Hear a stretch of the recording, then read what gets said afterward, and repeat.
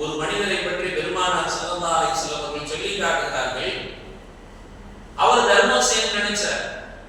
இன்னைக்கு தர்மம் செய்கின்றவர்கள் எப்படி செய்யணும் என்று சொன்னால் 10 பேரை கூப்பிட்டு வச்சு இன்னைக்கு அதெல்லாம் ஒரு விளம்பரமாக ஆகிறது. சிலர்கள் பெருமைக்கு செய்தவர்களும் சிலர்களை பார்க்கலாம், மறைமுகமாக அல்லாஹ்வுக்காக செய்தவரை பார்க்கலாம். இப்படி பல நிலைகள் இருக்கிறது. அந்த மனிதர் நினைக்கிறாரு, நாம் செய்கின்ற தர்மம் யாருக்கும் தெரியக்கூடாது என்று நினைக்கிறார். நினைத்த அந்த மனிதர் என்ன செய்யறாருன்னா, நம்மளாம் கணக்கு பார்ப்போம், இவ்வளவு இருக்குதா, இவ்வளவு கொடுப்போம், இவ்வளவு வைப்போம், 100 ரூபாய் கொடுக்குறோமா, அப்படி நோட்டை எண்ணி பார்த்து இவருக்கு 20 ரூபாய் தகுதிங்களாலு, இவர் 50 ரூபாய் தகுதிங்களாலு, இவர் 500 ரூபாய் தகுதிங்களாலு என்று கணக்கு பார்த்து ஆட்களை பார்த்து கொடுக்கிறோமே, அப்படி கொடுக்க கூடாது என்று நினைத்து இருட்டுல அவர் வைத்திருந்த பெரிய பணக்காரர் பொக்கிஷங்களை தங்க நாணயங்களை ஒரு பையை எடுத்துட்டு போனாரு. அந்த பையில நாணயங்களை இருட்டுக்குள்ள அள்ளி போடுறாரு. எவ்வளவு எடுக்கிறன்னு தெரியாது. இந்த பண்பாடு அபூபக்கர் ரலியல்லாஹு தஆலா அவர்களுக்கு இருந்தது. அல்லாஹ் அவங்க விஷயத்தை ஒரு ஆயத்தை இறக்கி வச்சான். பாட்டுல கையை விட்டாங்கன்னா என்ன எவ்வளவு வருது என்னங்கிறது தெரியாது, அப்படி எடுத்து அப்படியே கொடுத்துருவாங்க, பார்க்க மாட்டாங்க. சில மனிதர்களையும் நம்ம பார்த்துருக்கோம், அந்த மாதிரி கொடுக்குற சில பேரையும் பார்த்துருக்கோம். அப்ப அவர் இருட்டுக்குள்ள ஒரு பையில அள்ளினாரு பணத்தை, தங்க காசுகளை, தங்க காசு ஒரு பெரிய பையில அள்ளிட்டு, அப்பெல்லாம் பை என்ன அப்ப இருக்கிற இந்த பையா சாக்கு பையும், அப்ப சாக்கு பெரிய மூட்டையை கட்டி இருக்கக்கூடிய அந்த பை அதை அள்ளிட்டு போய் இருட்டுக்குள்ள அப்படியே தேடி போறார். தேடி போகும்போது ஒரு மனிதர் தென்படுகிறார். அவர் கையில கொடுத்துறார். ஆனால் அவர் யார் என்று இவருக்கு தெரியாது, யார்கிட்ட கொடுத்தோம் தெரியாது. கொடுத்து விட்டு வந்து விட்டார். கொடுத்துட்டு வந்ததுக்கு பின்பாக காலையில் மக்கள் எல்லாம் பேசிக் கொள்கிறார்கள். இன்று இரவு ஒரு விபச்சாரிக்கு எண்ணற்ற பணங்கள் கிடைத்திருக்கிறது. எங்க ஊர் கூட்ட தங்கம்ங்க, கொஞ்சம் நினைச்சு பாருங்க, கொஞ்சம் கற்பனையில ஒரு கிராம் என்ன ஒரு கோணி என்ன ரேட்டு போகுது, 1 லட்ச ரூபாய் கோயில் கூட தெரியுது. நம்மளாம் பிள்ளைகளை கட்டி கொடுக்கும் போது 1 லட்ச ரூபாய் வாங்கி கூட தெரியுது. இந்த பிள்ளைகள்லாம் நாளைக்கு பொண்ணுங்களை இந்த கல்யாணம் முடிஞ்சிருக்கோம். இந்த பிள்ளைகள்லாம் இந்த பிள்ளைகள்லாம் கல்யாணம் பண்ணும் போது மகர்கள்லாம் 15 கோடி லால்பேட்டையில எதிரி போயிட்டு இருக்குது. 1 லட்சம் என்னாச்சு, 15 லட்சம் ரூபாய் அப்படி கோயில் கூட தெரியுது. அப்போ அந்த பவுன்களை அள்ளி கொண்டு போய் அவர் கொடுக்கிறாரு. எண்ணற்ற பணங்கள் ஒரு விபச்சாரி கிடைச்சி விட்டது என்று மக்கள் எல்லாம் பேசுகிறார்கள்.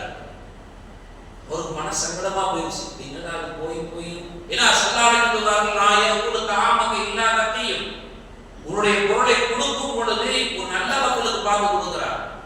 கேட்டு வருவது யாரா இருந்தால் கூட அது 2வது. நம்மளா மனம் விரும்பி ஒரு பணத்தை எடுத்து கொடுக்க வேண்டும் என்று நினைக்கும் போது நல்ல மக்கள் கொடு. ஆனால் கேட்டு வருகின்றவர் அவர் யாரா இருந்தாலும் சரி, மோசமான நிலையில் இருந்தாலும் சரி, வாகனத்திலே வந்து கேட்டாலும் கூட அவருக்கு கொடுத்து உதவுகிறார். அது 2வது நிலை. நாமளா விருப்பப்பட்டு கொடுக்கும் பொழுது நல்ல மக்களுக்கு கொடுக்கணும். அவர் நினைச்சாரு ஒரு நல்ல மக்களுக்கு கொடுக்காம போயிட்டேன், எவ்வளவு காசுல பெரிய பணம், இதை இப்படி நாம கொடுத்துட்டோம் வருத்தப்படுகிறார். அப்புறம் என்ன செஞ்சாரு, சரி இன்னைக்காவது ஒரு நல்ல ஆளு கொடுக்கணும்னு சொல்லி இரவு நேரத்தில் என்ன செய்யறாரு, அதே மாதிரி காசை பணத்தை போறாங்கிறார். பெரிய கோடீஸ்வரர் அள்ளி கொண்டு போய் இருட்டுல பார்க்கிறார். ஒரு மனிதர் வருகிறார்.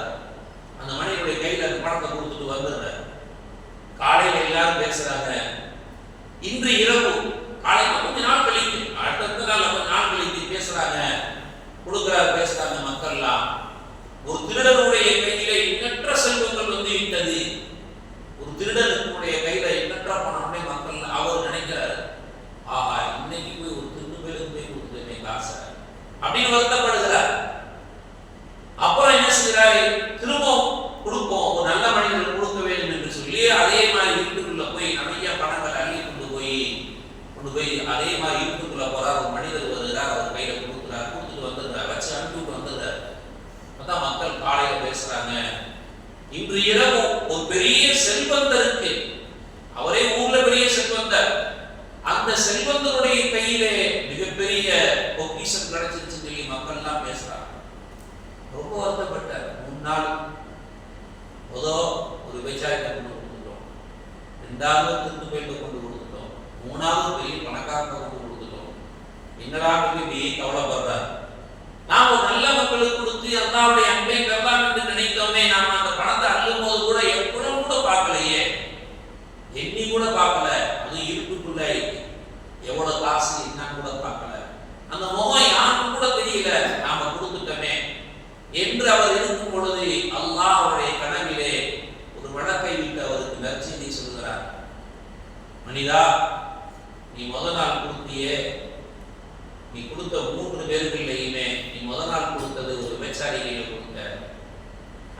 பெண்மணி விபச்சாரம் செய்தது உண்மையிலேயே செய்ய வேண்டும் என்ற நிலையில் அந்த பெண் விபச்சாரம் செய்யவில்லை. வாழ்வதற்கு வழி இல்லாமல் அந்த பெண் இருந்தார்.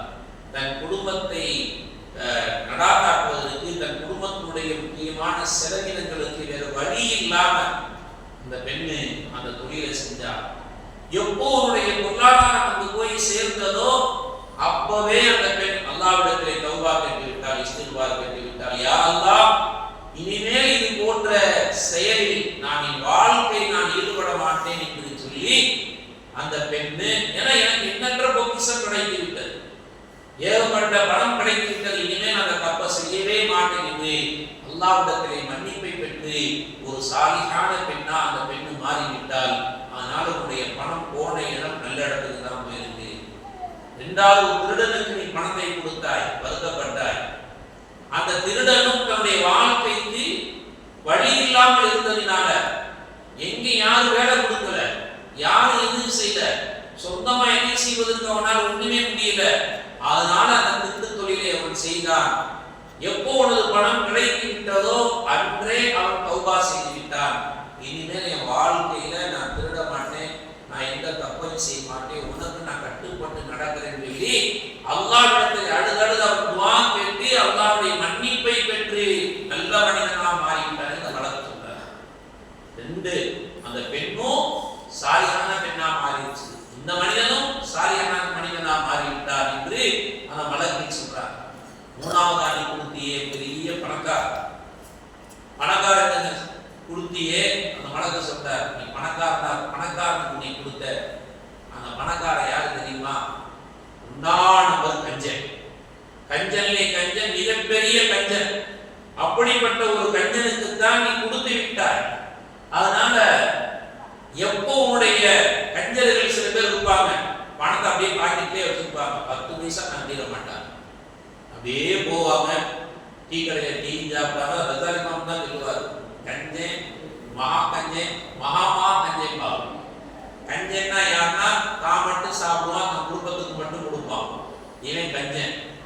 மகா கஞ்சன்னா யார்? குடும்பத்துக்கு கொடுக்க மாட்டான், அவன் மட்டும் சாப்பிடுவான்.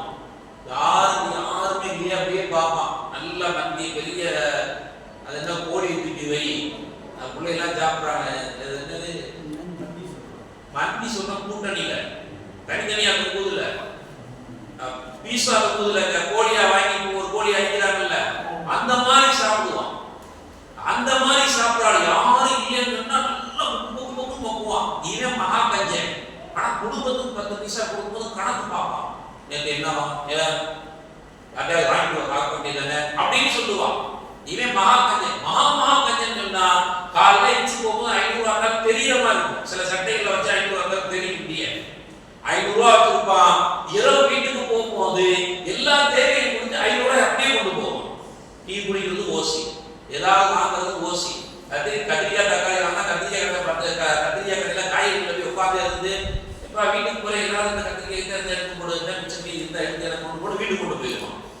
எந்த பணத்தையும் செலவு செய்ய மாட்டான். காலையில கொண்டு வர்ற பணத்தை அப்படியே வீட்டுக்கு கொண்டு போயிடுவானு. இவன் மகா கஞ்சன், எந்த வரையும் செலவு பண்ண மாட்டான்னு சொல்லி ஒரு பெரிய சரித்திரங்களையே இமாம் பஸாரி ரஹ்மத்துல்லாஹி சொல்லுவாங்க. அப்படிப்பட்ட ஒரு கஞ்சனுக்கு உன்னுடைய பணம் கிடைக்கும் பொழுது அவன் தௌபா செய்தான். அல்லாஹ் நம்மை பார்த்து ஒரு தர்மம் வாங்குவதற்கு, ஜகாத் வாங்குவதற்கு நம்மளை ஆளாக்கிட்டானே. நாம தெரிஞ்சு செய்யாதவங்க தானே. இன்னைக்கு நம்மளை பார்த்து கொடுத்துட்டாங்க, ஜகாத்துடைய பணத்தை கொடுத்துட்டாங்களே, தர்மத்துடைய பணத்தை கொடுத்துட்டாங்களே. இன்னைக்கு நம்ம அப்படிலாம் நினைக்க மாட்டோம். ரேஷன் கடையில நாளைக்கு 1000 ரூபாய் எல்லாரும் கொடுக்குறா ரம்ஜான்னு முதல்ல நிற்கிறது பணக்காரதான் வச்சு நிற்பாங்க. ஏழை இருக்கிற இடம் கிடைக்கட்ட அதிகாரம் முதல் நிற்பாங்க. நம்ம எவ்வளவு கொடுத்தாலும் வாங்குற நிலையில தான் நாம இருக்கிறோம் பெரும்பாலும். ஆனா அவர் நினைத்தாரு, நாம சக்காத்து கொடுக்காத